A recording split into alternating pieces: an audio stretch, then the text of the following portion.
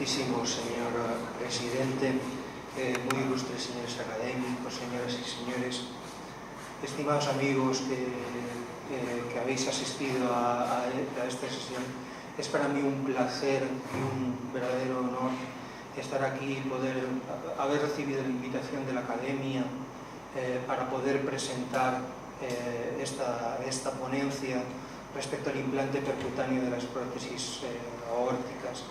Quería agradecer muy especialmente al doctor Forteza su amable presentación, su invitación y las amables palabras del excelentísimo señor Maciabatle, que me recordaba que hace unos minutos tuvo cierta relación familiar con mi padre, y yo creo que solo el hecho de hablar en este ambiente académico, mi padre, que estuvo vinculado profundamente con el ambiente académico, fue el primer catedrático de psicología de las Islas Baleares.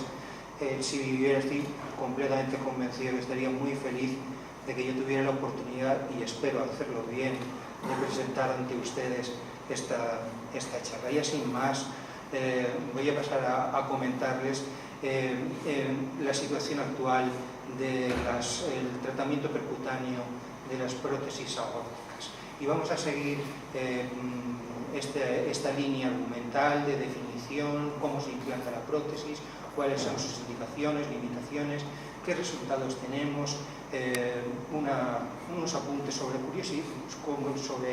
sobre la durabilidad y también sobre las conclusiones. En la primera diapositiva quería enseñarles cómo ve un cirujano una válvula aórtica normal en un corazón de un hombre exangüe, visto desde la cara aórtica. Pueden ver los velos de la válvula aórtica, cómo abren limpiamente y permiten la salida de sangre hacia todo el organismo.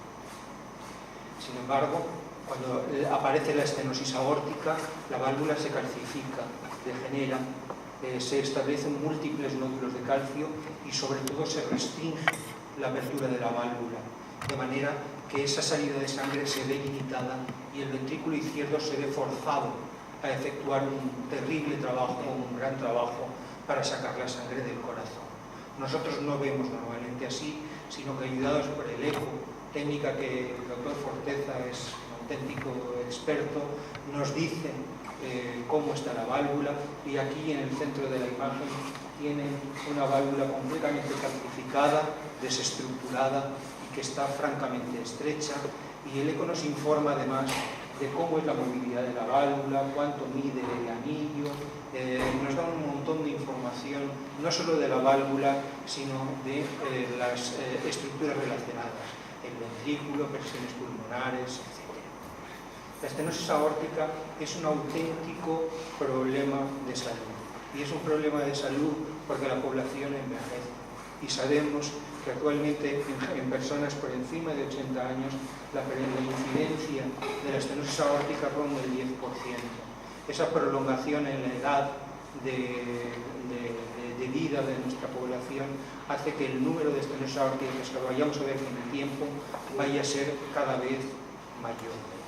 Y una diapositiva muy antigua, pero que es clásica y muy importante, se publicó en el año 1968, pero tiene una vigencia completamente actual. Es una diapositiva publicada por Rossi y por Bramwell, en donde hablaban de lo que ocurre en un paciente con una estenosis aórtica. Los pacientes con estenosis aórtica tienen un periodo muy largo, o relativamente muy largo, en donde la estenosis va progresando y aparecen muy pocos problemas mientras tienen esa estenosis aórtica. Pero en el momento en que aparecen los síntomas, y esos síntomas pueden ser generalmente, sobre todo la insuficiencia cardíaca, la angina o el síncope, fíjense cómo baja la curva de supervivencia, de manera que la supervivencia esperada sin ningún tratamiento es de aproximadamente 2 años. Es decir, el tener una estenosis aórtica y que esta estenosis aórtica sea severa nos obliga a efectuar un tratamiento. Hay que decir que lo que conocemos de las prótesis aórticas percutáneas es limitado en el tiempo, porque no fue hasta el 2007 que la CE aprobó las prótesis aórticas y hasta el 2011 la FDA no aprobó esas prótesis. Sin embargo, el crecimiento en el implante de las prótesis aórticas en el mundo ha sido exponencial y actualmente se calcula que para este año se van a implantar en el mundo alrededor de unas 350.000 prótesis aórticas. En España, ese crecimiento también aproximadamente en los últimos años es de un 25 a un 30% anual y solo el año pasado ya se implantaron más de 2.800 prótesis aórticas de manera percutánea.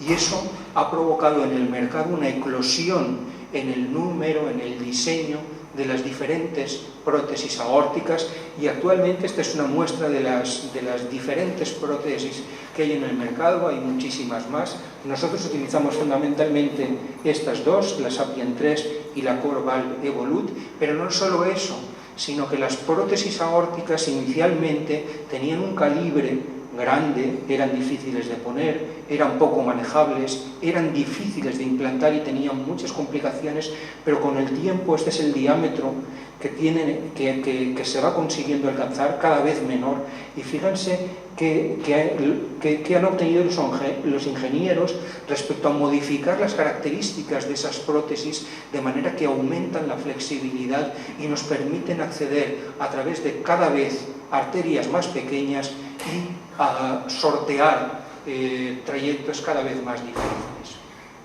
Entonces, ¿cómo implantamos una prótesis aórtica? Porque yo no sé si alguno de ustedes ha visto cómo se implanta una prótesis aórtica y desde el punto de vista divulgativo yo quisiera al menos transmitirles que lo primero es una valoración preoperatoria muy cuidadosa.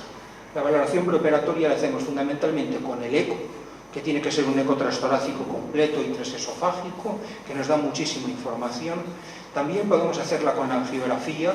Aquí tienen un catéter colocado en la raíz de aorta y esta es una válvula aórtica calcificada y estenótica, pero sobre todo a través del TAC, que el TAC nos permite saber cómo es el anillo aórtico, cómo podemos conocerlo bien, qué grado de calcificación tiene y lo que es más importante, medirlo con exactitud, medir sus diámetros y saber de antemano qué prótesis podemos implantar en ese anillo.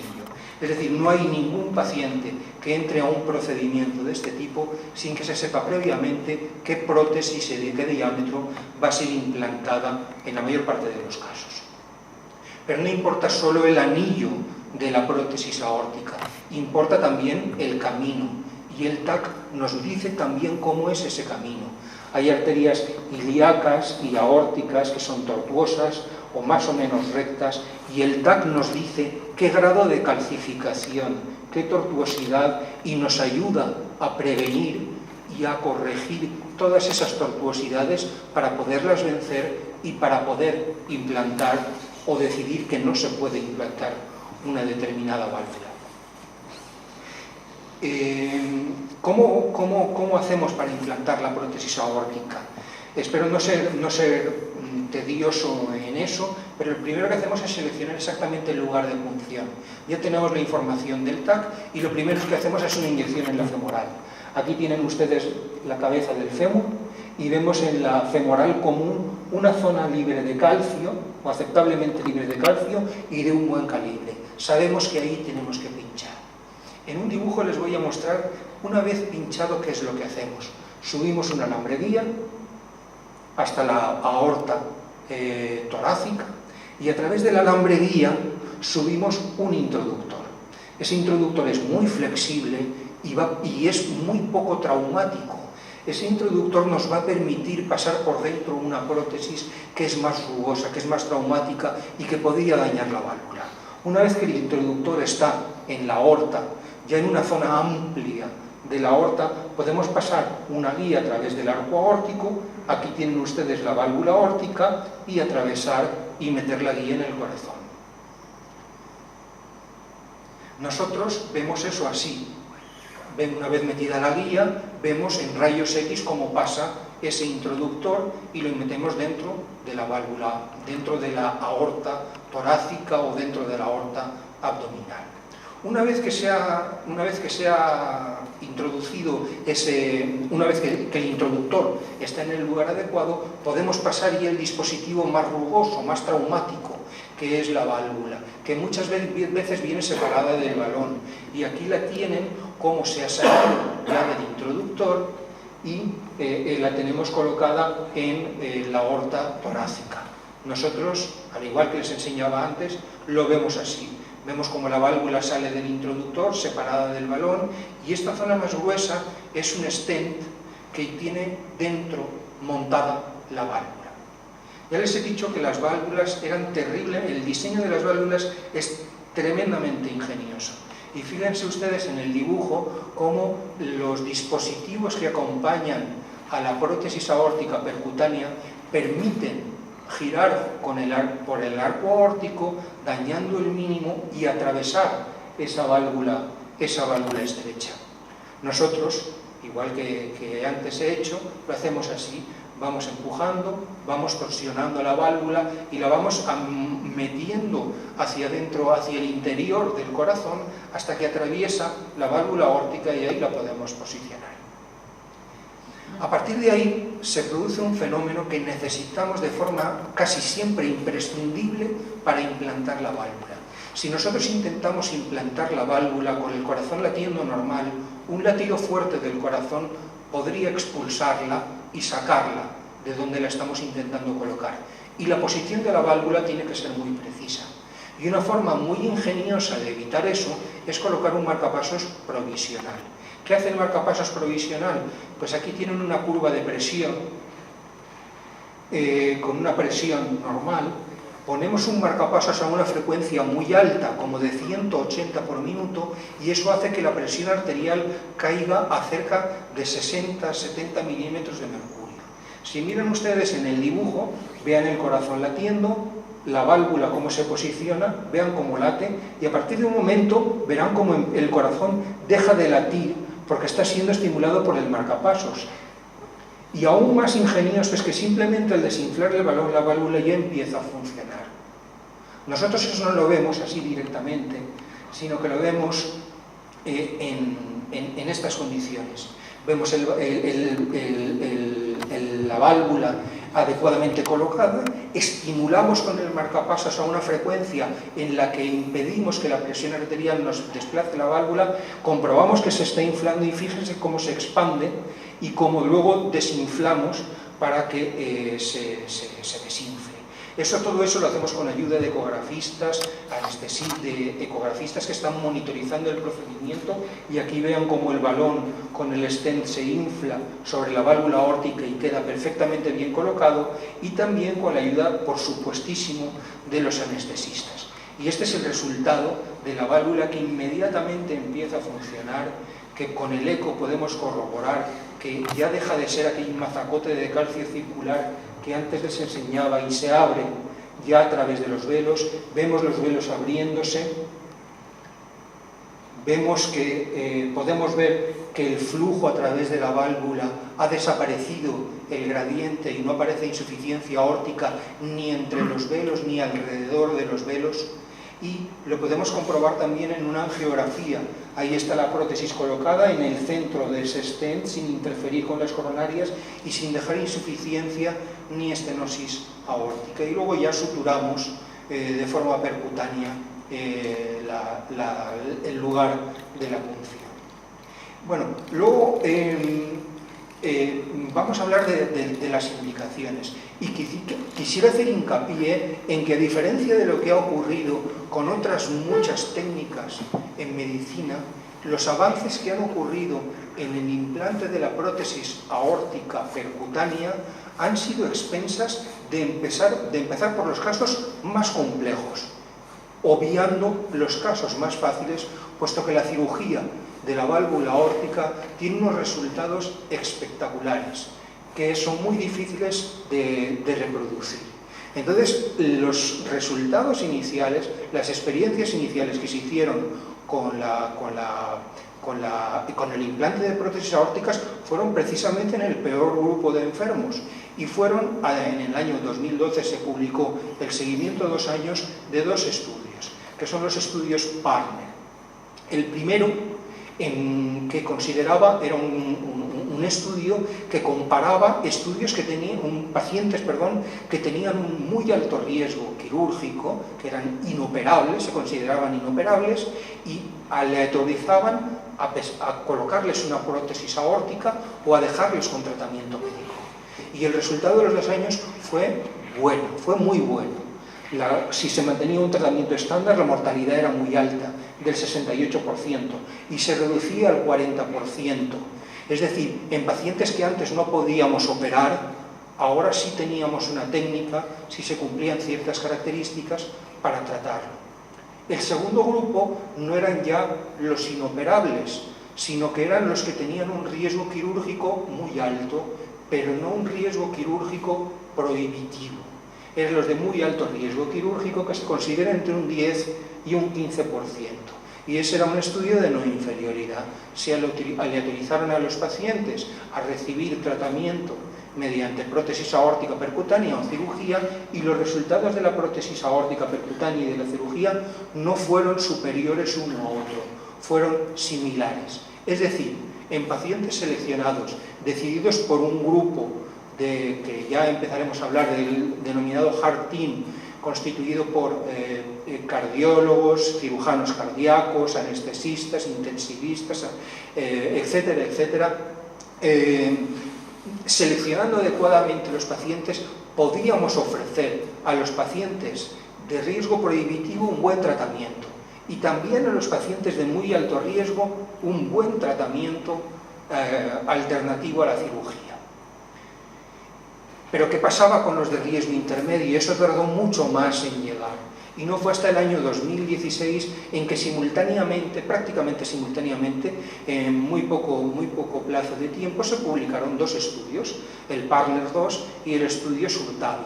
Esos 2 estudios comparaban pacientes de riesgo considerado intermedio. Teníamos la respuesta a los de riesgo alto, teníamos la respuesta a los de riesgo prohibitivo, pero no teníamos a las de riesgo intermedio. Y los de 4 a 10, que son los que se consideran de riesgo intermedio, fueron los analizados en esos 2 estudios. Y les voy a poner esta diapositiva. No me voy a extender en las características demográficas del estudio, factores de riesgo, etcétera, etcétera, etcétera, pero sí voy a matizar el resultado de este estudio, porque vino condicionada a una serie de problemas de reclutamiento. Y les he marcado en la diapositiva que lo primero que me llama la atención es que la edad media de los pacientes es muy alta. Es decir, que estos pacientes de riesgo intermedio que se seleccionaron para este estudio, en pocos casos tenían una edad joven. Eran gente generalmente octogenaria o próxima a los 80 años. El riesgo quirúrgico es el que aparece en la diapositiva, pero claro, si estamos intentando hacer un estudio de gente intermedia, pero al final estudiamos octogenarios, extrapolemos estos resultados exclusivamente a lo que hemos estudiado. Y los resultados fueron también satisfactorios. Fueron muy satisfactorios en el sentido de que en ese grupo de pacientes de riesgo intermedio, los resultados de la cirugía y los resultados de la prótesis aórtica percutánea también eran muy similares. Y, por lo tanto, no era inferior en pacientes de riesgo intermedio el colocar una prótesis aórtica percutánea respecto al riesgo que tenía una cirugía convencional. Ya digo que de por sí tiene un excelente resultado. Y ambos procedimientos tienen complicaciones, y globalmente el resultado nos decía, las complicaciones son similares en ambos grupos. Y eso sí es cierto, pero eso es una de esas verdades relativas en medicina, porque sí tenían complicaciones similares, pero diferentes. Los pacientes que se sometían a TAVI, a prótesis aórtica percutánea, tenían mayor número de complicaciones vasculares, lógicamente, en el lugar de punción, que la que tenían los cirujanos. Pero el daño renal era mayor en los que se operaban que en los que se sometían a una prótesis percutánea. Necesitaban más transfusiones los operados que los que se... Es decir, Y globalmente el número de complicaciones era similar, pero esas complicaciones son diferentes y es muy importante conocerlas porque nos puede ayudar a seleccionar cuáles son los pacientes tributarios de cada una de esas técnicas. Entonces, con lo primero que les comentaba, que había salido publicado en el 2012, con los primeros estudios de riesgo de pacientes inoperables y de muy alto riesgo quirúrgico, se estableció que este tratamiento se recomendaba en pacientes no tributarios de cirugía. Pero gracias a los estudios publicados en 2016 y 2017, el Partner 2 y el Surtavi, esas indicaciones se ampliaron. Y en el año 2017 salieron estas guías en donde decían que en los pacientes que tienen un riesgo quirúrgico que puede ser intermedio, pero que tienen otros factores como aorta en porcelana, secuelas de radiación en el tórax, la alternativa de la prótesis aórtica percutánea no es una alternativa a descartar, sino que hay que individualizarla y seleccionarla de forma muy exquisita y por un grupo multidisciplinar. Además, los mismos, en la misma guía hacen una serie de recomendaciones de cómo elegir uno u otro paciente, dado que esas complicaciones eran diferentes, para llevarlo hacia el grupo de prótesis aórtica percutánea o llevarlo hacia el grupo de prótesis aórtica quirúrgica. Y nos dicen que la presencia de comorbilidades que no están en los riesgos quirúrgicos, el tener más de 75 años, una cirugía cardíaca previa, pacientes frágiles, aortas en porcelana, etcétera, eran tenían mejores resultados con una prótesis aórtica puesta por la femoral. Sin embargo, cuando tenían que operarse de otra cosa, o la morfología de la válvula era desfavorable, y eso es especialmente llamativo, tenían menos de 75 años, y quiero hacer hincapié en eso, era preferible la cirugía. Entonces eso salió publicado y ha habido una reciente ampliación de estas guías, pero básicamente sigue diciendo lo mismo. De cualquier forma, aunque podamos tratar a más pacientes, hay que tener en cuenta que todas, igual que todas las técnicas en medicina, tienen una serie de limitaciones, y esas limitaciones las hemos tenido que aprender con el tiempo. La primera de las limitaciones deriva de que los sistemas de puntuación, los scores quirúrgicos, son incompletos. No valoran bien la enfermedad pulmonar, no valoran bien la enfermedad renal y ilíaca, la fragilidad del paciente, que cada vez tenemos que valorar con una forma más importante, etc. Y entonces hace falta unos sistemas de puntuación, unos scores específicos para determinar cuál es el mejor paciente para el implante de una prótesis aórtica percutánea. Y respecto a eso les quería decir qué es lo que ocurre cuando le ponemos a una prótesis aórtica percutánea a un paciente que tiene un EPOC severo, medido por una capacidad de caminar menor de 182 metros o dependencia de oxígeno. Aquí pueden ver basalmente a los pacientes, pero fíjense que casi el 50% de ellos o han fallecido o están en muy mal grado funcional al cabo de un año. Es decir, el ponerles, con el coste que supone una prótesis aórtica percutánea, a los pacientes con oxígeno de domiciliario o un EPOC muy avanzado, hay que ser conscientes de que el beneficio que les va a dar es muy limitado. El segundo aspecto es con los pacientes con insuficiencia renal. Y aquí me voy a centrar en la línea naranja, que son los pacientes en diálisis, y en esta línea roja. Los pacientes en diálisis, por la modificación y la aceleración en el metabolismo del calcio, tienden a empeorar o a acelerar la degeneración de la válvula aórtica. Y lo que se observa es que a los 36 meses solamente el 36% de los pacientes a los que se les puso una prótesis aórtica seguían vivos. Pero si a eso se sumaba que estaban en diálisis y que tenían fibrilación auricular, que los pacientes en fibrilación auricular están anticoagulados y los nefrólogos tienen un especial pánico a los pacientes anticoagulados y en fibrilación auricular y que además necesitan una prótesis aórtica, vean ustedes que a los 18 meses prácticamente ninguno estaba vivo. Es decir, hay que plantearse muy seriamente si se debe poner en esa circunstancia por el coste social y el beneficio que supone al paciente. Luego, otra cosa muy importante y que no se tiene tan en cuenta es la fragilidad. La fragilidad es un sistema de medición muy sutil. Hay varios índices que lo que vienen a decir es el grado de autonomía que tiene una persona. Entonces yo aquí les he marcado el índice de Canz, que lo que hace es valorar la independencia para alimentarse, bañarse, vestirse, asearse, si tienen incontinencia urinaria, etcétera, etcétera, etcétera. Y cada una de las gráficas se ve como a menor fragilidad, mayor supervivencia. A mayor fragilidad, menor supervivencia. Fíjense los pacientes más frágiles. Solamente el 20% llegan vivos a los 1200 días. Pero eso, y lo he marcado en la diapositiva, puede ser preocupante.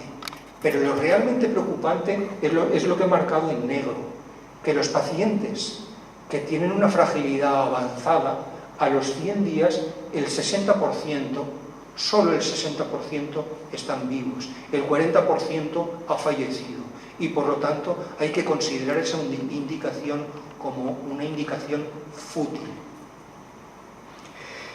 ¿Cuáles son en nuestro centro? Con el doctor Bettencourt, el doctor Bonnin, se inició la andadura del tratamiento percutáneo de la estenosis aórtica a partir del año 2009. Fuimos a Rouen a empezar nuestra formación y desde entonces se ha ido creciendo en el número de implantes. Este año ya llevamos 20 implantes femorales y 5 apicales, vamos colocando un promedio de entre 2 y 4 cada mes y llevamos un total de 127 pacientes tratados de forma con una prótesis aórtica, ya sea transfemoral o transapical, y con, yo creo que aceptables resultados. La media de edad es la que toca, son 80 años, como figura en aquellos estudios. Todos los pacientes que se han puesto una prótesis aórtica han pasado por una sesión médico-quirúrgica en donde ha participado desde luego el médico tratante, pero también cirujanos, hemodinamistas, anestesistas, etc. Y aquí tienen los factores de riesgo que no voy a detallar. Y son pacientes que en líneas generales tenían una gran carga de patologías asociadas, 26% de patología vascular periférica, 41% de insuficiencia renal, muy poquitos en diálisis, un 2%, vasculopatía carotidia, ictus previos, cirugía previa 21% y un 40% de EPOCs, aunque severos solamente un 5% por aquello que les comentaba antes de la futilidad en ese tratamiento. Las características clínicas, pues no voy a entrar demasiado, pero aquellos síntomas que les hablaba y que determinaban la supervivencia, todos los pacientes estaban sintomáticos, con cierto grado de disnea, más o menos limitante, muchos de ellos también con angina y unos cuantos de ellos con síncope.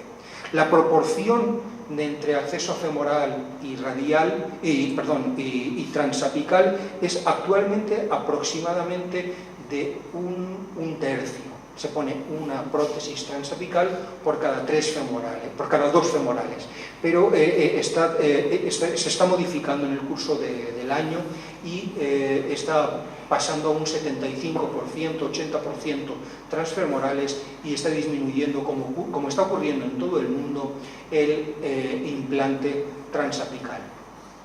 Y respecto a los resultados, pues hemos comprobado que el gradiente en el seguimiento disminuye y de gradientes elevados el gradiente medio se reduce a un 12%, la insuficiencia aórtica, que era una de las complicaciones más temibles, puesto que antes condicionaba la supervivencia, se ha reducido y prácticamente el 90% o no tienen insuficiencia aórtica o es una insuficiencia aórtica muy leve y la insuficiencia mitral tampoco es relevante.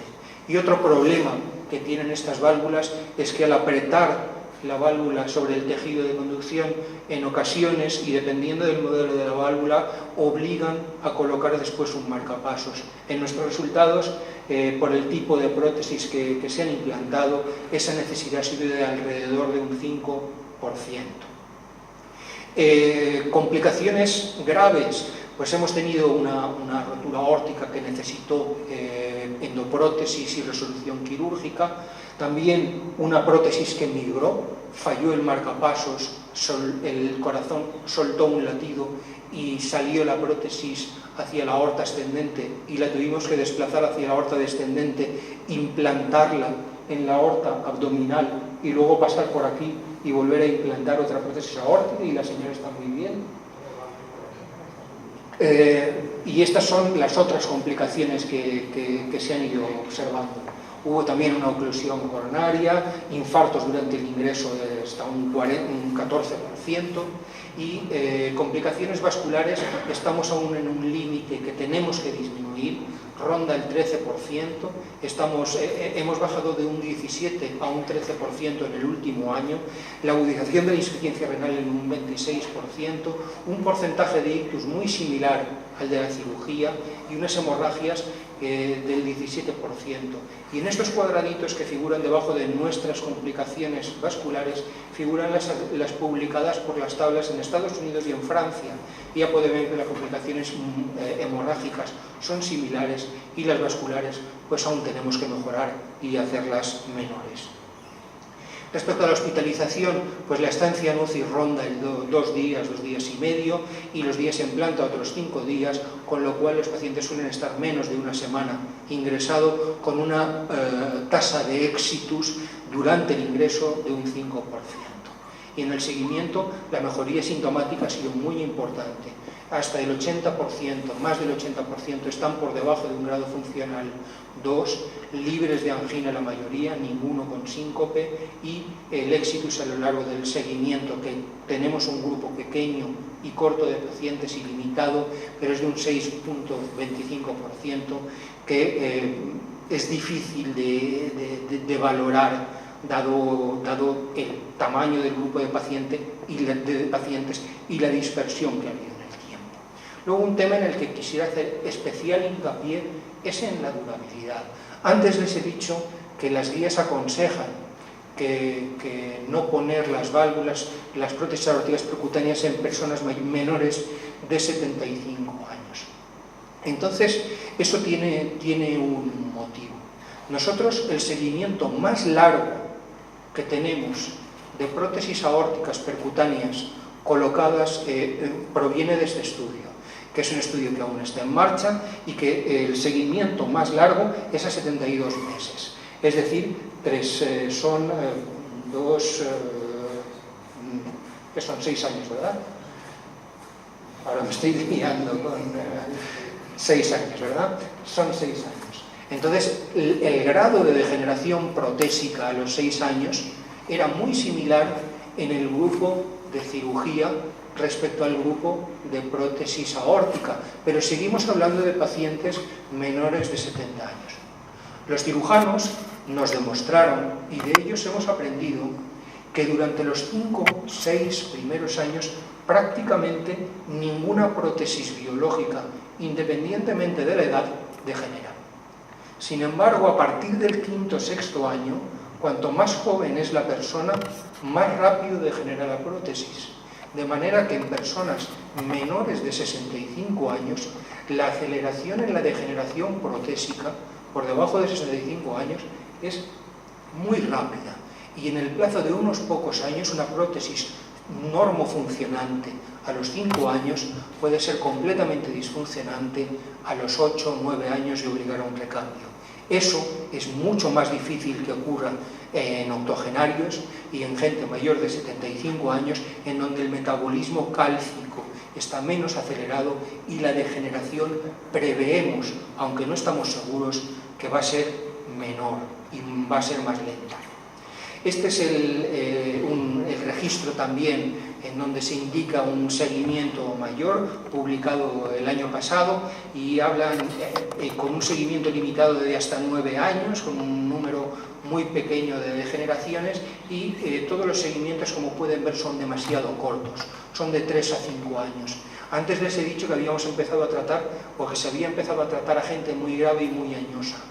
Entonces es difícil saber qué supervivencia más allá de 5 o 6 años tendrá esas personas tan añosas de causa, o saber cómo va a ser exactamente esa degeneración protésica. Para saber qué pasa a los 10 años tendremos que esperar al 2020, y para tener datos exactamente consistentes que nos permitan afirmar a qué edad es prudente poner una prótesis aórtica, hasta el año 2025 no hay ningún investigador que hoy por hoy, lo dice en esta revista, no es que lo diga yo, no hay ningún investigador que se atreva a comprometerse a saber cuál va a ser el resultado.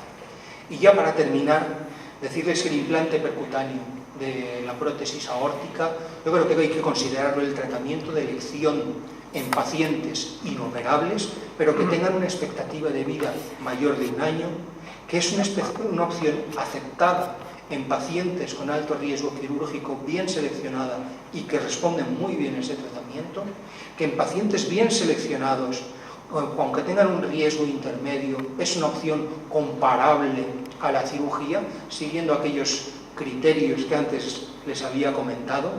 Yo creo que en pacientes octogenarios actualmente podría ser o podría considerarse el tratamiento de elección, y en pacientes de más de 75 años pero con comorbilidades, incluso considerando la elección del paciente, puede ser un tratamiento de elección en la estenosis aórtica sintomática. Sin embargo, aún nos queda establecer los sistemas de puntuación, score de riesgo específicos, para conocer qué pasa con las prótesis aórticas, para evitar una selección fútil de pacientes y evitar una mortalidad precoz por una prótesis mal indicada.